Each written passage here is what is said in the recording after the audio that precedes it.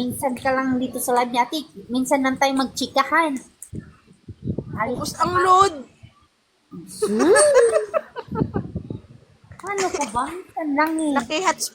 Naki-hotspot nga lang. Yan mo na. Panglibre lang ka mo.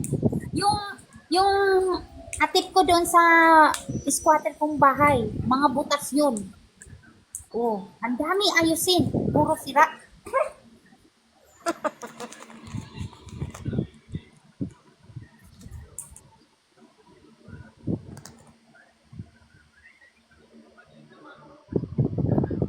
No? Bigyan kita ng part-time?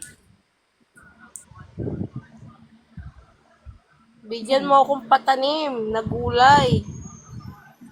Oo. Tapusin mo muna yung pagdamo mo, saka ka humingi.